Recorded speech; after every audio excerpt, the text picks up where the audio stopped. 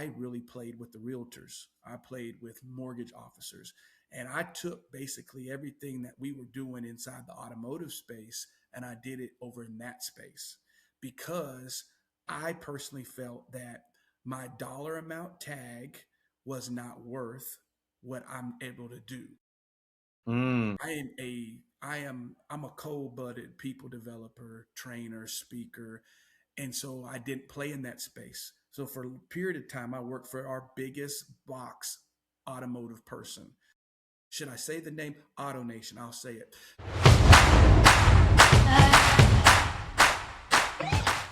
Hey guys, welcome back to the BDCRX podcast today. It's special one because it's after Super Bowl Sunday, baby. Come on now, go Seahawks. I'm not a Seahawks guy, but go Seahawks. Respect to the winners. We're coming back from, I think it was a big weekend as well, NADA, big conference that just happened. But today we have an awesome guest. He is the platform and growth director at Gilchrist Automotive.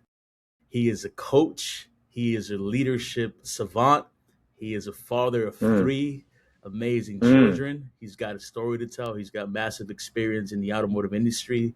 So without further ado, man, Mr. Derek, welcome. Man, Come on. man, It's a pleasure to have you. what an introduction. You know what I'm saying? I needed to have you come with me everywhere I go so you can do the introduction. I like it. Come on, man. Come on. We just want to honor the guests. We want to honor your time, man. So good to have you here. Yeah, no, I'm glad to be here. Thanks for inviting me. Man, I'm just excited what's going to happen for these next few moments together. Come on. Without a doubt. And we also have, my co-host and my guest. We have Jason Miller, CEO of Worldwide BDC, man of character, man of leadership, man of the people. We have Charles as well, co-owner of T3 Marketing and the CEO of Car Dealer AI. And for us, I think just to give insight again, and I know I sound like a broken record, but we like to have guests on and we like to just make sure that we add as much value as we can. Derek, as you know, the automotive industry is changing a ton. And I think there's a lot of questions, a lot of things. I mean, I think reading some stories from this past weekend at NADA, there's just a lot of AI. There's a lot of things shifting, right? So for us, we just want to make room for that. Man, tell us a little about your story, man. I see that you're training, and what exactly are you doing right now? Man, right now, we're in a group that we're growing as a group.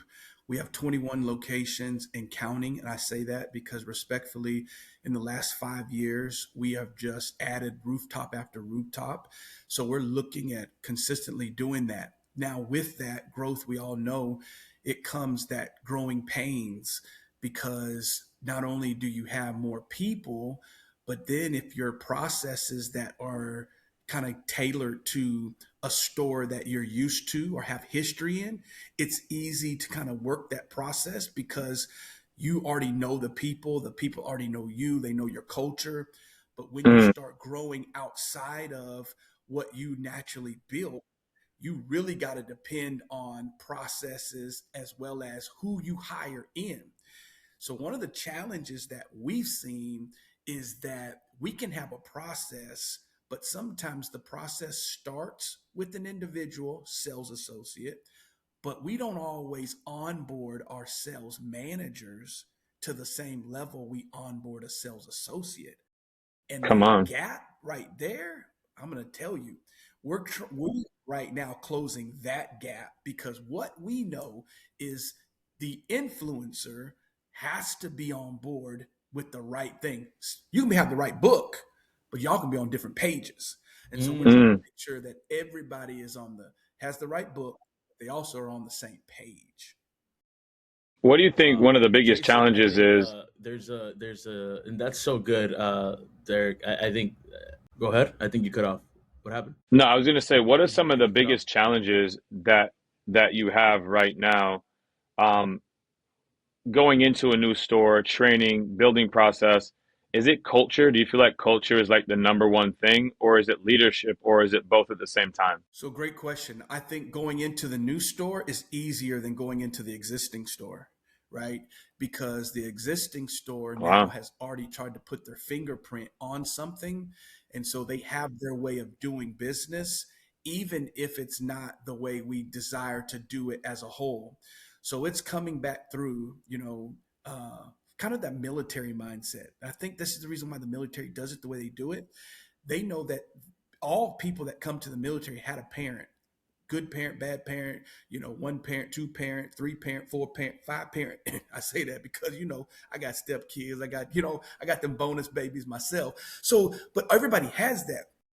One of the first things we have to do, though, is get to a baseline. And the baseline says we all think, believe, operate right here.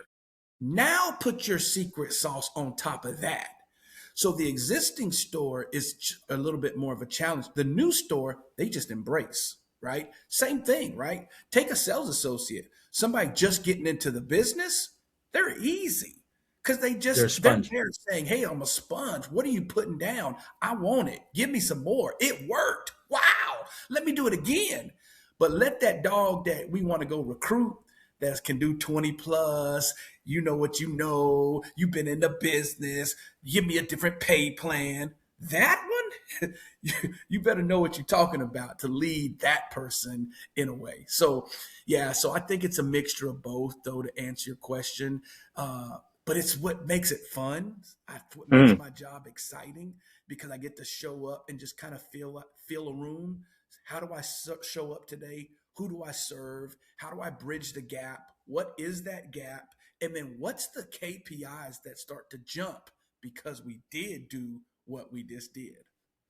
It's that old saying, trying to teach an old dog a new trick. Sometimes that's the toughest challenge, right? Just to get them integrated to adapt to the new way of enhancing your current processes. That's always normally the biggest challenge. Yes, sir. They say culture eats strategy for breakfast, right? And I think Jason, as I've seen you build Worldwide BDC as well, which again a lot of people think BDC just might be people just jumping on the phones and answering phone calls, but there's a lot that goes also into that madness. 100%. What has been your experience in regard as well with that, Jason, that you can probably chime in on that, like when it comes to scripting, and how important, because I know you're big on personal development, how important has personal development been in that as well? Yeah, that's the question. It's like culture or leadership. And I think both are like the hand in hand kind of deal. Without culture, you can't build strong leadership. So for me, I think people development is really important. I think culture. Yeah, your audio keeps cutting in and out. His audio is so good that it cuts in and out because it's like, you know what I'm saying? It's there we go. Hollywood over here, but this stuff is just clean. All right, I'm gonna reconnect. I'm gonna reconnect, guys. So talk real quick. Check. Frozen. No, it's lagging. It froze. Am I back? Are you good? Speak real quick. Yeah. Yeah, you're back now. All right, perfect. No, I think everything falls and rises on culture and leadership. He's delayed. You're still delayed. Y'all's editors gonna have to be cold. hey, this is part of the segment, guys. This is supposed to happen, like in life. Roadblocks thing. It's not about how you what's the code. It's not about how you react to what happens to you. It's how you respond to it, right? So come on, we're gonna figure this out. Man, I think you're back. Blessed are the flexible, for they shall not be broken. Somebody needed that today. You know what I mean? Come on, man. There we go. Blessed are the flexible. Jason may need to go old school and just go like we do, man, without all that cute stuff. He got the cute stuff going. He may need to button up. He may need to go to the top button. All right, look, guys. What I'm gonna do is this. I'm gonna log off because I know they can cut this stuff out. You're delayed. Let me log off. I'm gonna log back on. I'm gonna log off and log back on. I'm gonna leave the meeting and then come back. Correct. Yeah, that may work. That may work. So run the meeting, keep running it, and then I'll just jump in. We ain't trying to be mean, but they tell you got to go. Yeah. You can come back though. You come back, but man, you got to go right now, bro. It ain't working. Jason Miller Productions is not working. Hey, let me. I think he jumped off. Yeah. Hey, well, Derek. Let's shift. I'll ask a question to you, man. I think. Yeah. I think when it comes to BDC, and I want to kind of ask you a little bit more about this. I know you're a platform trainer, and you just mentioned you're training a bunch of stores. What exactly are you training Or is it just sales managers? Is it the entire departments, the service managers, the BDC? What does that entail of? And also, if you can touch base, I saw that you have a four pillar framework as well that I want you to expand on that. What exactly is that as well? Man, you asked me four questions in one, so One. I'm just gonna dive in on the one that I want to talk about. How about that? Yeah, correct. Let's go. Oh, no. So the first question you asked though was like, what am I training on? So man, we're starting from square one. So what we decided to do is act as if nothing existed, and then let's build from there. And I say this all the time. It's about my coaching group. You build what you birth, you drop what you adopt. So what's happened along the way is we've adopted a lot of different things because our industry's always looking for the edge.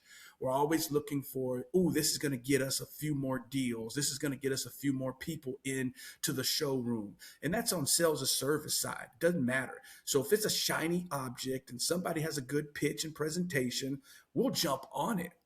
And many times we have to then go back to all the advances are just greater ways for us to do the basics. And here's the thing about our business is that if you're brilliant in the basics, the trouble is the basics get boring. So how do I do the boring consistently, bring the energy every single day? Because the person that you have on the phone in a BDC, the person you have in your showroom as a sales associate, service drive, they're there and they weren't there yesterday. So it's my job to give them the basics with the right energy, with the right process, because it's the experience factor that they're looking for. And if I can deliver that level of experience day in, day out, I personally can make a good living. Us as a dealership can create a great culture, which gives us the longevity factor. And then naturally, we can grow exponentially because people are going to go off and be raving fans. Now, how do we do that? That's what we got to train on, right? That's what we got to train on. But that's our job. That's what the fundamentals is so key to just life in general, and you're right. Like, I was a basketball player and I was very fundamentally what sound. position? What position? Point guard, shoot guard, shooting guard. Everything. I can score. My I can God, score. my God, I was a point I can guard too. score. Okay. I can score. I can dish. But to your point, then sometimes people get lost in the sauce, right? Like they forget about the fundamentals and they try to get creative and they see somebody else do something spectacular, so they try to shift that way. But the fundamentals is what's the most important, especially when you talk about bringing in new technology, new shiny objects. Like, you got to be careful with that, because if the fundamentals aren't sound, and the processes aren't built for that shiny object, you're just throwing money down the tube. So what you just reiterated, how important the fundamentals are at the dealership level, is the key to success in my opinion. So that was great. Yeah.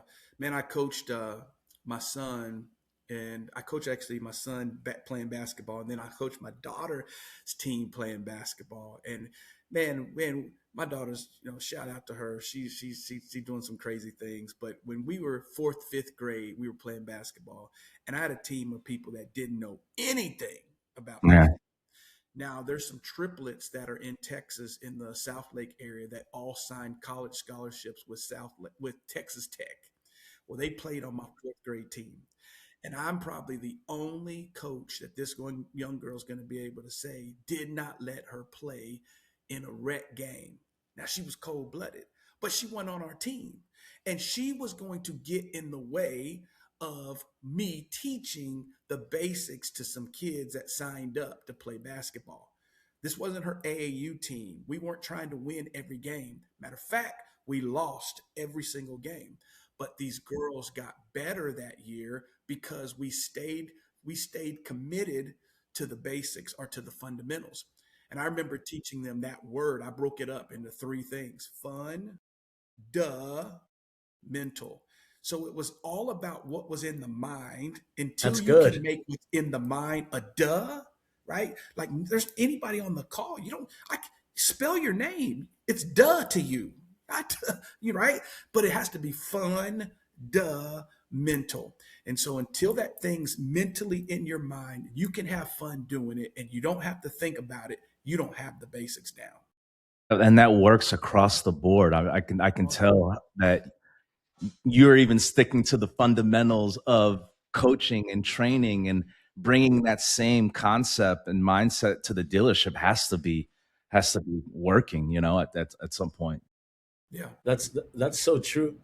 I've been playing guitar for years, and I just bring it back to that. Everyone always, when learning the guitar, it's let me learn a quick song. Let me learn the G chord and the D chord because those are very simple. But I tell people, if you want to learn the guitar, the best place to start, it's knowing each string, the letters of each string. Because once you know the root, then every note you hit will essentially take you down the chromatic scale. For those of you guys that don't know, is do re mi fa so, and so forth, but everything else becomes simple after that. Not easier because you still have to practice, but simple. That's right. But I think going back to the basics of that, and just from a leadership standpoint and training standpoint, especially in the automotive industry, where there's a lot of ego, there's a lot of pride, there's a lot of old ways of doing things. New things are coming in, and people are like, hey, I'm not used to doing that, or I've done it this way for a long time, and breaking that mold. I think it's something you mentioned something, Derek, even earlier about like the new sales associates coming in as a sponge and just being eager to learn. Well, then how do you train the old sales managers, the older internet manager that's been doing a certain way, the dance a certain way, and it's like, hey, AI is coming into play. There's a lot of new technology coming into play as well. Times are changing. You either adapt or you don't. In your landscape, Derek, in training, where do you see the biggest leak as you do what you do? The biggest leak today is that sometimes we talk about what's coming, but we forget to attach it to what I desire. So if we Mm. attach the result of somebody and the thing that they want to it, and we can show the benefits of it, it causes me to at least be open to it, embrace it, lean in a little bit more. But I think sometimes the way we pitch ultimately causes me to be offended by it. And I now take on a stance of us versus them, me versus you, win or lose, when it doesn't have to be. These can be some win-win situations, right? And I say that because what did the older sales associates want? Older BDC person want? Older GM want? Many times they were money driven. And so if I can showcase how this investment turns into this dollar, this KPI, it turns this into this dollar, amount of this money, KPI, oh, I'm gonna it turns into embrace this it. amount of money. Oh, I'm gonna embrace it. Now my Now man came my back man in and came brought back an in and echo brought to an me. echo to me. Oh man. Oh man. Okay. Okay. Is there echo on y'all's end? Uh, Okay. Okay. Yeah. So I think again, it's about now how do I pitch so that I can showcase results? And there's a whole lesson in itself, right? Is it's not selling, it's showing how it serves us. And how it serves is Mm. what's in it for me factor.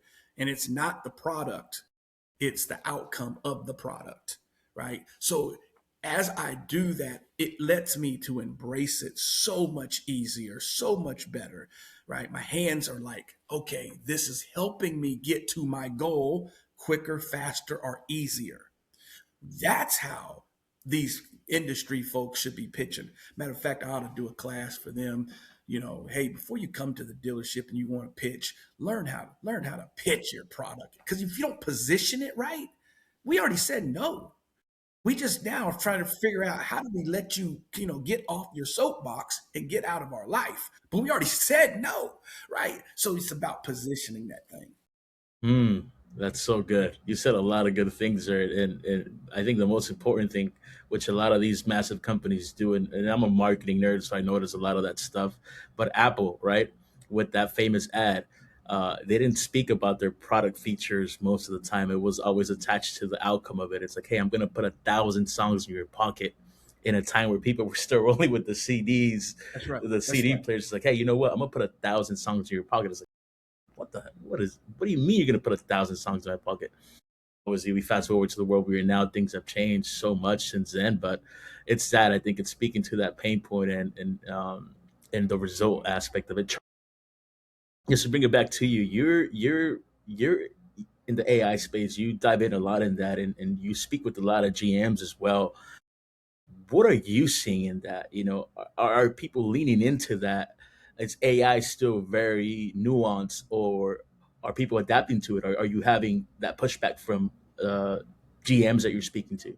No, the adaption is key right now. We're seeing a lot more dealerships being open minded to adapting to that because they see the value in it. Fortunately and unfortunately, humans have a capacity limit. It don't matter how many humans you have. There is a limit, and that affects the customer experience at the end of the day.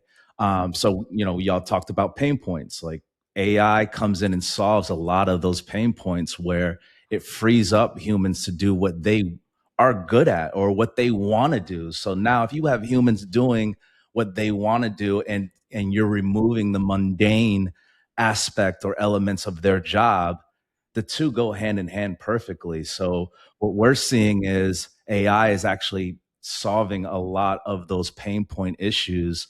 For example, inbound calls, after hour calls, believe it or not, customers are calling or wanting to call you to schedule a service appointment or come in for a test drive, but you're not available. So why not be available? Why not take your operations and make it 24/7 to serve a customer, to get them in? And a lot of this AI is integrated with all of the systems. So there should be no reason or no excuse why you can't be 24/7 serving customers when they want to be served. So we're seeing huge adaption within the industry right now with AI, and it's a pretty exciting time. Yeah. Derek, are you implementing a lot of AI in your training, or are you still just going, like you spoke before, going with the fundamentals, going with leadership first and processes before you implement any of that?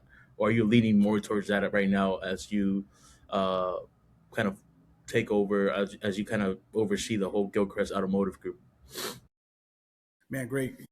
As Charles stated, I mean, Derek Butts 100% leaned all the way in, because here's the deal. It just makes you look better. It makes you look better up front. Because if you will lean into it and it can help educate you, it can give you a nice way to say what you want to say, it can give you the right way. So I've leaned into it for a couple of reasons. We all know that the lifespan of a lead is the sooner it comes, the more excited I am. The longer I have it, the less likely do I believe it's even a good lead. So AI doesn't have this emotional attachment to it. It just has, this is just what I do. And I'm going to keep doing what I do until this person decides to do something different. But the human being says, my manager's hounding me today for 2 appointments. I don't have it. I don't want to call these old ones, right? So here's what I tell people. AI is helping prioritize who I'm supposed to intentionally get back in front of. So they'll do it over here behind the scenes. And they're just, I say it this way. AI will do the non-sexy so that I have the people to do the sexy with, right? That's good. Agreed. Everybody wants, oh man, I'm in the dealership. I want to be a closer. I'm a hammer and I can do all this stuff. Great. But who's at your desk? Nobody. So when do you get to do that? So shut up and let this tool help you keep somebody in front of you, and then you get to do all the stuff you like to do. So if you go hand in hand with this thing, man, I'm just going to tell you, it'll make you look good on the front side. It'll get you the result that you want. It'll get you more of that result, which gets you more of what you say you want, right? So yeah, man, I'm all the way leaned in. Now my job is what? My job really is not me to buy in. It's for me to get the managers, the GMs, the service drive, the technicians doing your MPI. Because here's the deal. This is what I'm saying. The click of a button today, you could drop a link in, and within seconds, they tell you what you need to say when you get ready to approach them. Yeah. Why would you not lean in? People think I got stock in it now. Charles, I ain't got no stock in your company. I need to get stock in it. If you're doing Hey, we didn't get stock. That'll be a side convo, but yeah, it's funny you bring that up because we've had plenty of partners say, "Hey, when you guys go to raise, let me know because I want to invest." So that just shows you how like where the industry is, where it's shifting, where dealerships' mindsets are at. But what I will say is, going back to the fundamentals, if your people aren't bought into it, or there's not a process behind the AI, then you still have a gap and you still have a disconnection. Right. People are very important, and Jason has built a phenomenal company just focused on people development and just really making sure that they are doing what they're supposed to be doing. So Jason, if you want to kind of chime in here and kind of give us some insight on, we spoke about culture, how important that is. And if you can kind of just chime in there and kind of give us your feedback on how important people are, the processes, the culture, how all that goes together. Because that's only, without that at the dealership, I mean, it don't matter what shiny toys you bring in, no matter what AI you bring in, there's going to be a disconnection there. Yeah, I think nowadays I tell dealers this, and I mean it fully and I mean it respectfully. If you don't have AI, you're wasting talent. You're wasting time, because it's like Zeke was saying, like a good reference. It's like, I'm not going to bring the CD player on the run. I'm bringing my iPhone. You know what I mean? Like, why would I want to skip the track? You want to stay current with the technology that's out there. And I think, but even with technology, there has to be a user. I don't want to say like some of the names of these AI products, but there's AI products that are out there. Charles, I know yours is different. You believe in humans to help operate and facilitate, make better. Additional AI is the additional piece that you're missing. Here's just the deal. It's like, I believe that AI needs an operator, right? And it needs to be a high level, which, Derek, now we get to hire, or I get to hire higher level people because they're doing high level tasks. Like, I don't want no one wants to call a day 15 lead, bro. They just don't want to do it. But here's the key part to it all, and ties into culture, ties in everything. If you tell me to call day 1 through 6, I'm gonna have a good day, man. If you tell me to call day 30 to 90, I'm not having a good day. My aura's down, my stock is down. I'm not feeling like I'm getting enough pickups. I feel like I'm just mundane. But the thing is, the AI can consistently help with that mundane task. And here's some stats that Southeast Toyota put out recently. If I mess it up, Southeast Toyota, you can correct me. They said if a lead doesn't get responded to days 1 through 4, the likely chance of it responding after 4 is like 10%. So here's the deal. If you're not aggressive days 1, 2, 3, 4, you probably won't get a hold of the opportunity 5 and 6, which made me think of, in a human way, if the humans is not strong 1 through 4, that's where it's called contact stat. If I get 100 leads and I speak to 50, I'm trash. If you give me 100 leads, I speak to 75, I'm solid. At least I'm somewhere in the game, right? But I think AI adds this extra flair to it. And AI is actually pretty cheap. Every time I talk to someone, it's not like it's like, whoa, out of the realm. But here's the reality. If it can activate 15 to 20% more of the leads later, it's worth every penny. Yes, sir. Because 15 to 20 more opportunity, if it can turn that 75 contact rate from a human to an 87%, 90% down the line, and then keep in contact with the customer, we just broke it. You're a 10 to 12% internet closing ratio, which nowadays is tough, becomes more easier. Now, I will say it is tougher right now because new cars are tougher to sell. However, the amount of leads is really starting to slow down on new cars. But I don't want to be too long-winded, but if I talk to a dealer they don't have AI, I'm pitching them AI. Like, I feel like I own part of Chuck's deal here, because if we don't do use both. I just feel like there's a gap now where the gap never was there before, but now there's a gap now. Even if it can, out of 1,000 leads, it can reactivate 100. What are we talking about?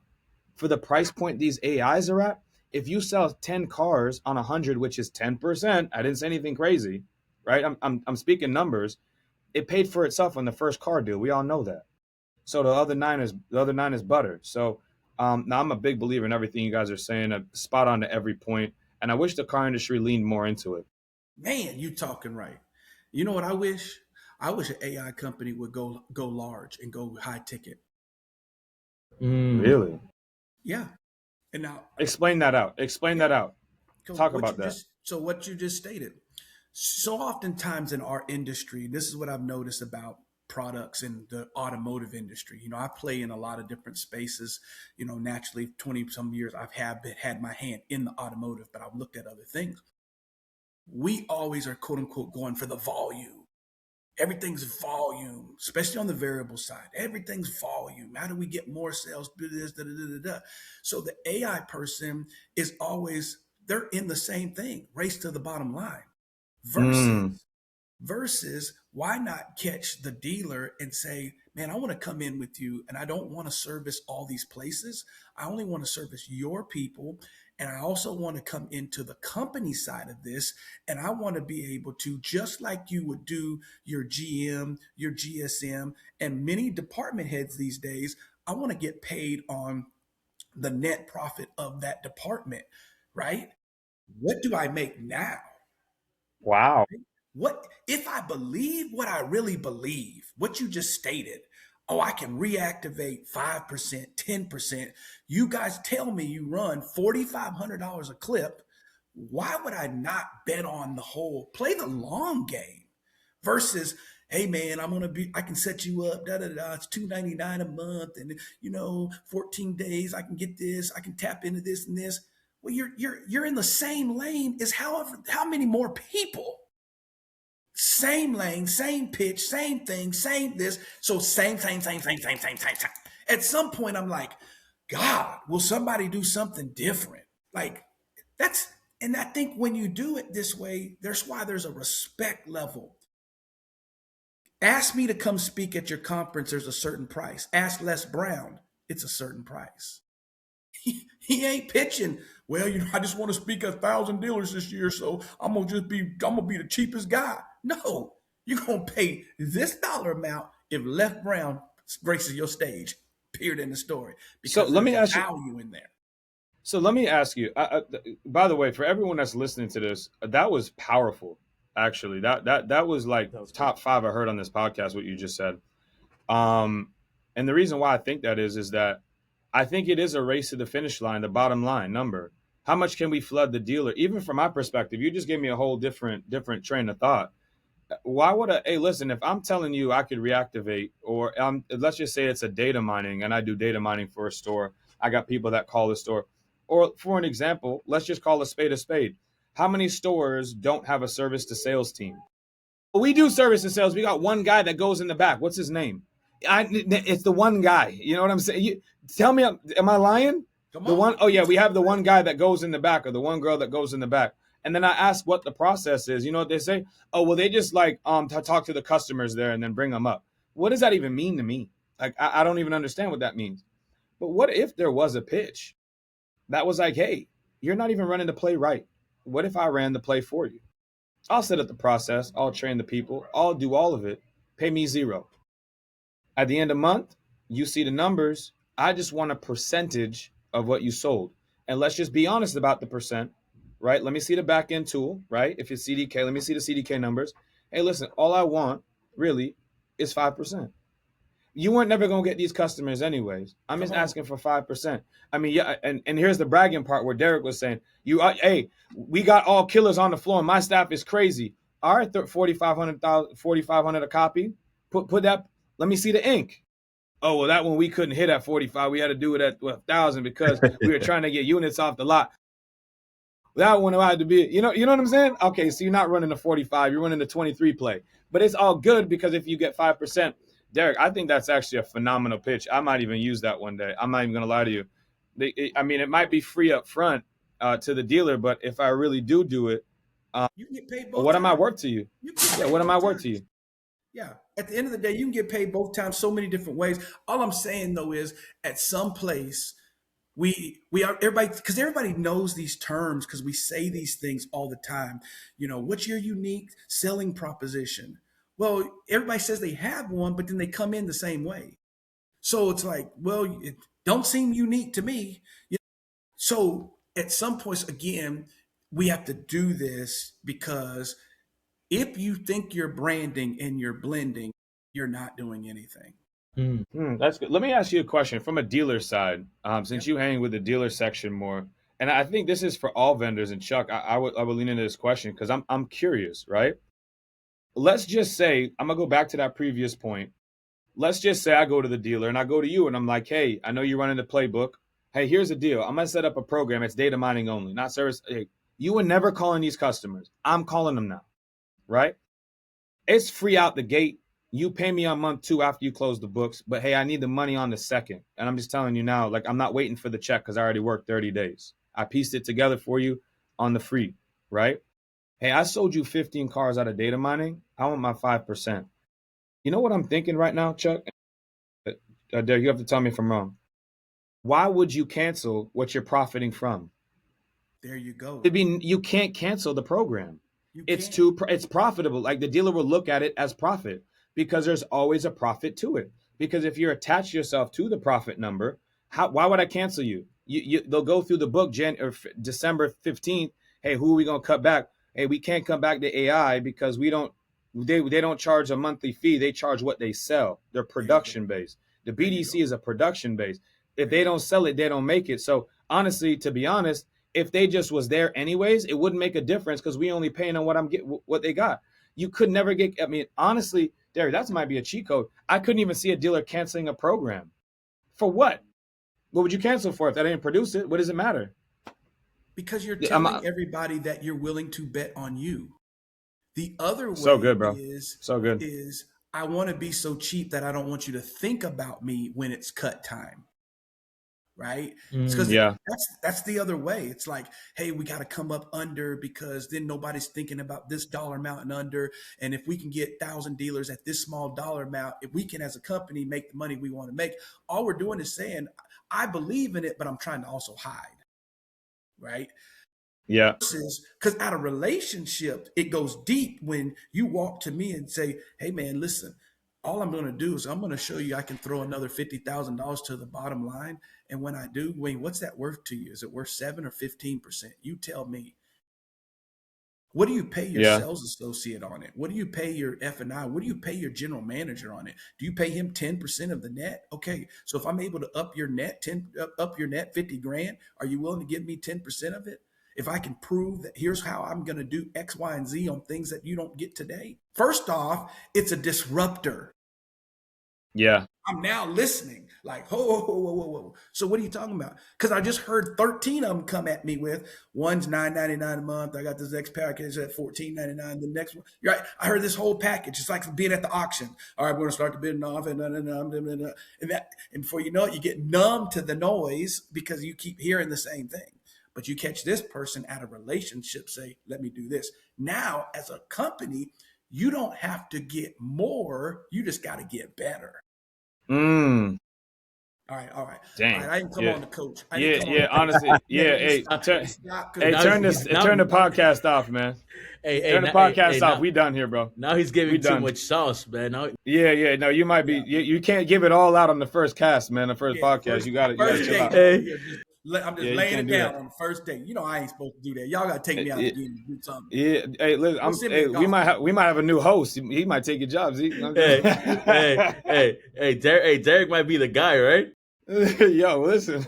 Yeah, I'll tell you, I'm over here in the backside of the desert, man. I just been hanging out. I don't like to, if I come out the gate, man, I'm just telling you, Hey, we're getting this. Hey, listeners, you guys are getting this for the free too, man. Yeah, it is. So you better like and subscribe. You don't got to pay for Derek right now, man. Not yet. Not yet. Not yet. Hey, Derek, I have a question for you. In all the stores that you've been in, and and what you've done for the stores, what has been like, tell me the biggest success you've had, but the biggest challenge you've had. Now, and that challenge could still be the one you're still fighting. Because I hate when people tell me everything they've overcome, but they forget to tell me where they're at. So I hate, man, I overcame it. It's That's like, so good. what are you working on, bro? You know what I mean? Like you a complete product. So what's like the biggest success you've had overcoming something? But for the viewers, because I think the way that you speak, I'm just trying to go with how you talk. Yeah. You coach as you speak, you entertain as you talk, right? So biggest success out of the gate, like biggest success that you overcame. But what's the part that you're still working on, being in the industry for so many years? Where is it that like, hey man, this is still my struggle. I'm still battling it, but I got people to umbrella my struggle. What are those two things that you believe is in your wheelhouse right now? Man, great question. Boy, I tell you, the power's in the question. The power is in the Yeah, question. So I'm gonna start on the backside of it because I really like that. I like to lean into the struggle. Like you say, in our industry, we like to lean into the success, and we all know that the success has some. How much do I supposed to believe in that? Because yeah, we know yeah. that the numbers ain't all true. But no, Come my on. mind really is first and foremost. It's I had to learn, and I'm embracing leaning in my gifts to the automotive space. I got to a point that I was bitter to the automotive space, that I wanted to take what I've learned and do it somewhere else and not do it for a dealer, not do it for a dealership, not do it for anything automotive, and just do it somewhere else. And so that's why they'll see there's a little gap inside of my career where I worked for them, and we know for the Auto Nation group, great group when it comes to process because there's always great people inside of a Yeah, group. But we also were the group that we didn't think we needed anything from anyone else because we would just build it ourselves. So yeah, there's good and yeah. bad with that. The bad for me was I didn't get to meet people like you, Zeke, Mm, Charles. I didn't meet anybody because the only thing that I cared about was my opportunity, them sending me down my career path, and everything was about that advancement. But then when you get to the top and you give them back what they say that they want, and then they don't give you back in their mind what you feel like you're again worth, you then start to either go through this cycle of one day, someday, hope the day comes. And I allowed bitterness to enter my heart at that present moment. And I decided I'll pick up my basketball, I'll go play somewhere else, and you guys will just not care because the next man up. I get corporate. it, Yeah. but I'll get what I want. And I had to go through some personal development things to grow me. This was me in my early late 30s. So you guys are catching me in my late 40s. So my maturity in my own life had to grow, and that came with some personal development work, right? This is now Mm, when I enter Lisa Nichols space. I enter Les Brown space. I enter John Maxwell space on a deeper level. This is now I'm personally writing big checks to get coached by these type of individuals because I knew that if I was going to fulfill purpose in whatever arena that was, I had to get me together because you we know, got a lot of talent in our world. But if the there. talent don't get themselves together, it doesn't matter. Let me throw something before you answer the front end of the question. I've had people come up to me, and I felt this way myself in the past, where it's, hey, I've gained so many more skills throughout my tenure, I should be paid more. And I think people kind of forget about this. Just because you've grown doesn't mean you deserve. There's this word of faithfulness and consistency that attribute to more knowledge. Now, more knowledge means more power. More knowledge, you should be paid. But when you're on a path, a lot of the times it's ego. It's like, I've learned so much. I got this bag. I've been in this. Look what I'm doing. Bomb, bomb, bomb. And then you have to sit back and say, wait a minute, wait a minute. You can overgrow companies. You can overgrow places, 100%. But sometimes it's like, after all these years of me growing, I make more, right? But there is places where it's like, I've grown so much, but how come the pay didn't max it? And I think sometimes in our mind, it goes to people that we have here. I know it goes to sales associates. I know it goes to a lot of different people. It's like, because I've learned, I deserve. And that's not just not how it works. When you, I mean, for you, it's like when you're telling me a story, it's like, I was thinking about how does a company hold someone like you, pay you more, show you faithfulness, show you love, show you respect, show you time off, show you these things to contain you and hold you in. You know what I mean? Mm. And that's something a company has to evaluate of how do I keep someone like Derek on board? How do I keep him entertained? Because you left to go play ball with another team. You LeBroned him. You got me working with the plumbers. I gotta go with the Wade. I gotta go with D Wade. You know what I mean? But I think sometimes it's like faithfulness and consistency also need to match the wisdom that comes along. And once we get wise, we forget about faithfulness. Once we get wise, we forget about consistency because I feel like I've already reached a place. But the reality is you haven't reached yet because the other two haven't caught up yet. That was just kind of what I was thinking about.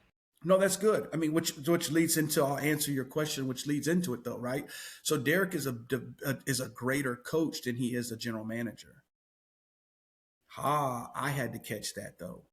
And if I wouldn't have caught that when I was just in my old state, but if I had, once I get into a place to understand alignment, I'm able to influence the influencer and they'll get more from me being in this seat than me actually being in that seat. So there was some frustration because I'm in the wrong seat. But for so many years, guess what we've done in our business? We go into the seat that they pay, even if it's not the seat of my fruitfulness, because I don't want to go through the 10-year time experience and all the things I have to get there. So that's that. Greatest experience though, in 4 months, I took a store that 7 general managers went to, could not win in, lost money. It was losing $240,000 every single month, month in, month out. And my 3rd month there, we lost $8. And my 4th month, we ultimately made a profit. Take 250 times 12. We know that that's close to $3 million that it was losing. So now take $8 that it lost, take the next month that it just broke even. If it just breaks even the entire time, I put $3 million back into the company's budget. Because if I ain't got to write a check for it, it's okay for us to keep it. It also took the value of that location to a place where we were now building a brand new place. We end up selling it to one of the higher players inside of the DFW area, but it sold for 6 times more of the amount because of where the store was versus where the store had been. And the celebration though is what? Yeah, it was my growth. It was my receipt. It was It's my, great. I know what I know. And guess what? We did it with the same players that were playing there as well. I didn't bring in the whole squad.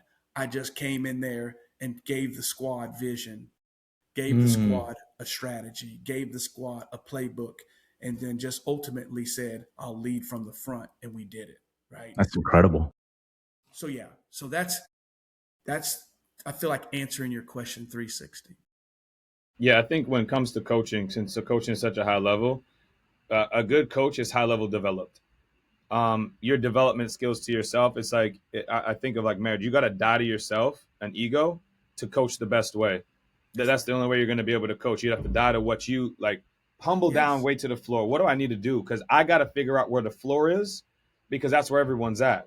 And I got to figure out how to pick you up off the floor to coach you to where I'm at, really, where I want to be at mentally. You know what I'm saying? So, no, man, I love the stuff you're saying. I think me and you speak a very particular language. It sounds like you're even more into the faith base. It sounds that way. So I think the foundation of how you speak, the principles that you have, might be very similar to something that we all share on this podcast. So real good stuff, man. I hope everyone's tuning in to lean in on some really good stuff. But really good, man.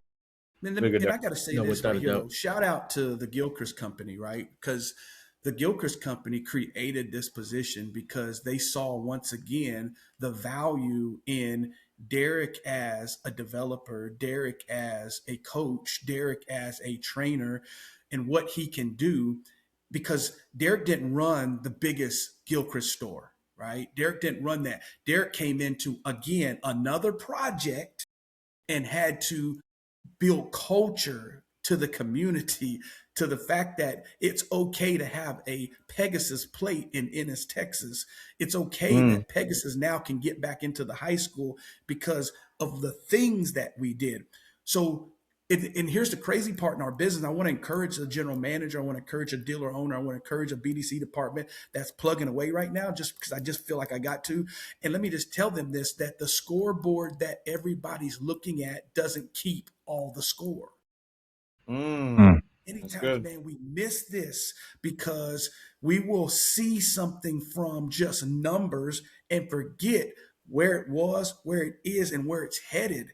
So keep the faith, keep going, keep plugging, keep doing, because the greatest result is coming behind. Yes, your word, Jason, faithfulness. That's where your fruit's coming behind it. So in the car business, faithfulness is consistency. Faithfulness is adopting to some technology and letting it add to our life so that it can preserve our energy so we can give the right areas the right things. What's required of me and me only, and what gives me the greatest return? Those are the areas that you need to be working in, and not just being busy, but being productive. Hey, I'm fired up right now, man. I don't know about you guys. No, hey, listen, man. About to run through a wall right now. I'm gonna follow up with one last question. Because you have to travel, you go to different dealerships, right? And you're coaching, you're developing. What personality trait? Well, are you married? Yeah, you're married, got kids. Okay. Yeah. So you've got to be filled by something. You can't. You can't. I'm gonna say it like this. You yourself can't be the happy guy all the time. So I know there's something else that's filling your cup up for you to be the person you are, for you to coach. Because if I walk into a place and the energy's down, I've got to pour this cup to somebody else. They got to be filled up. So there's a lot that you're holding. There's a lot of production and producing that you're doing, self-development, to go to pour to other people, right? So my question is to you is like, it's kind of a twofold, if you will.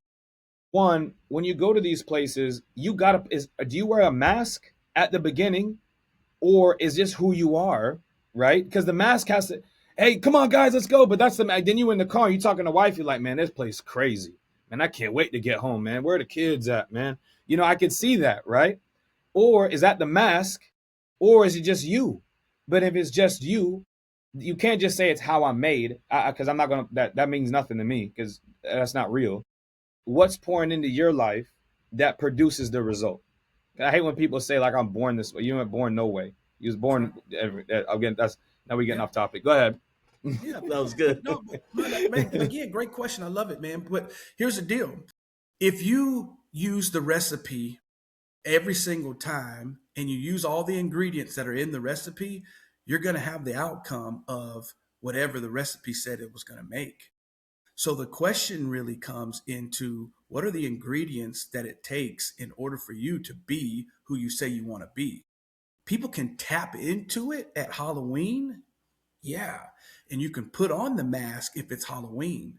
But for me, I'd rather give you who I am and not Halloween be something out of the norm of the other side of it. So today's Derek is, you're going to get this 98% of the time. The 2%, you'll get the other thing. It's because I found out the ingredients that I got to put in my life in order for the outcome to be this day in, day out. So for me, I keep a coach in my life, and not a free coach. I pay for a coach. Now that coach may be different every 6 months because it's based on where I am and what I'm doing and what I'm trying to grow in, but I reinvest back into me. I attend 3 conferences every single year. That I just went to one in Atlanta, and one of the conferences are always going to be where I don't know anybody in the room. Because I want to be in spaces where not somebody celebrates Derek, but they look at me as an attendee and says, oh, your name's Derek Butts. Here's the badge. Go over here and sit down, right? Because I am being a cup saying I'm empty and I need to be filled. So I do that on purpose. Now, because of who I am and my personality, a 3-day conference, I will end up on day 2 or day 3 in front of all of your decision makers and your go-tos, because it's just who I am, and I'm going to surface in any room I get into.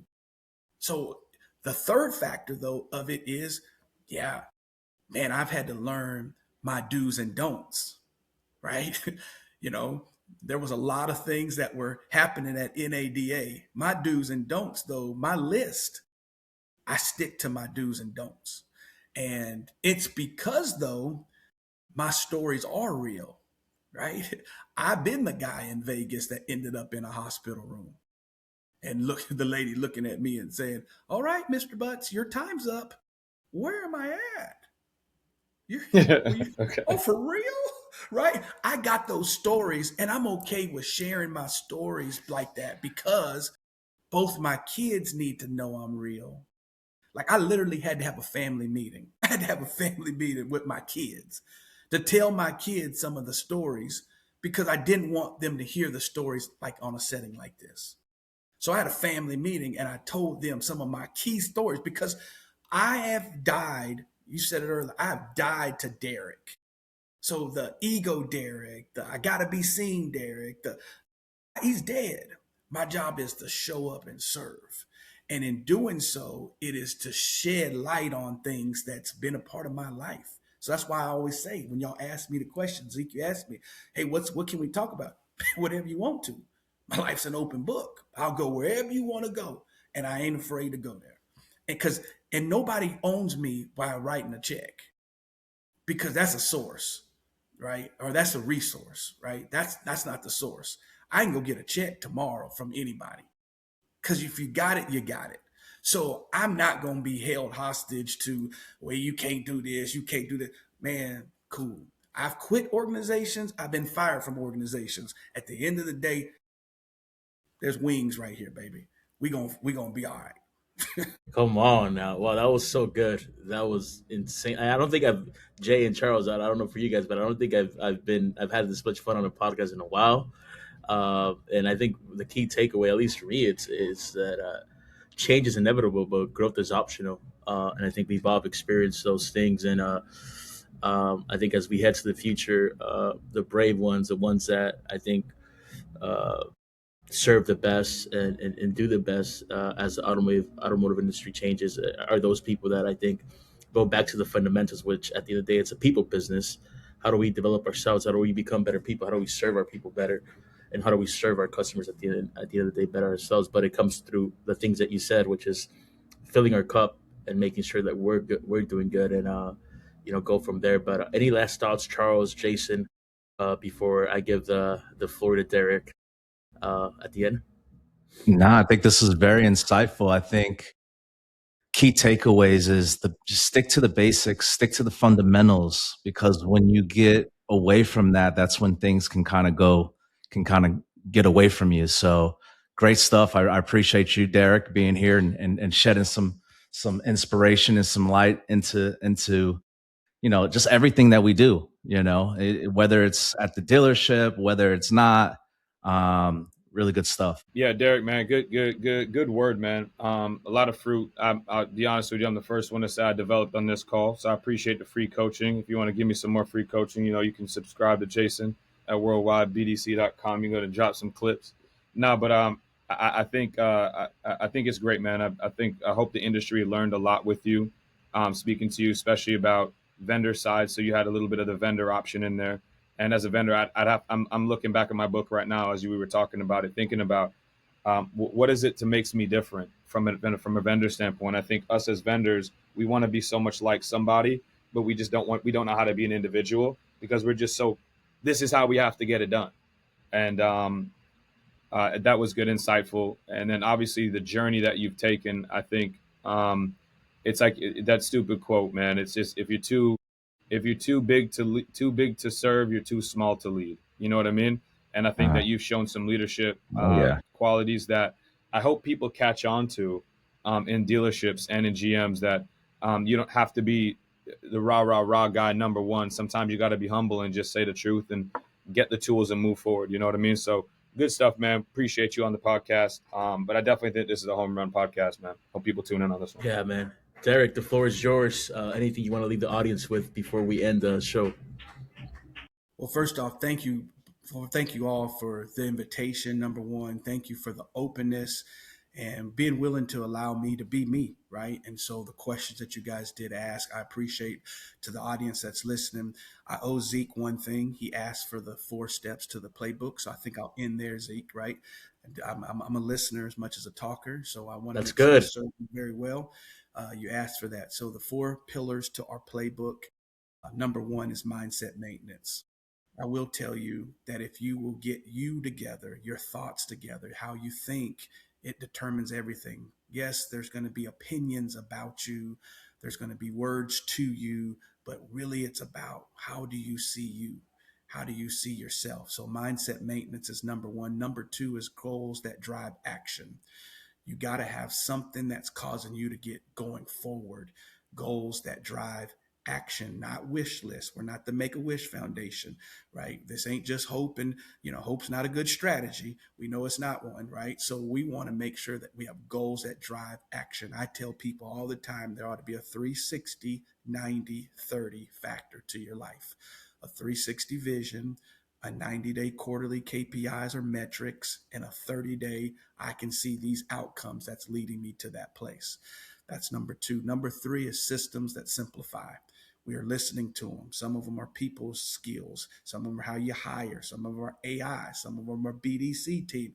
You need systems that simplify. And systems that simplify answer 2 questions. They allow you to play where you're required and required only. And 2, they allow you to do the things that give you a return. Everything else should be either delegated or, in my mind, deleted. There's some things that I just shouldn't be doing. Jason used the term having high performers do high performing tasks, but it doesn't mean that the other tasks are not vitally important. But can somebody else do them? Benchmark, draw 80% good as you, let it go. 80% as good as you, let it go. Delegate it. Don't dump it, delegate it. 4th pillar is accountability that drives consistency.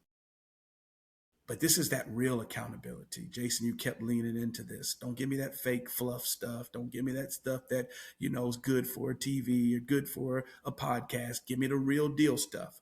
And you need accountability that drives consistency. So here's the deal, though. You will never be held accountable where you're not willing to be vulnerable. And I'll stop right there.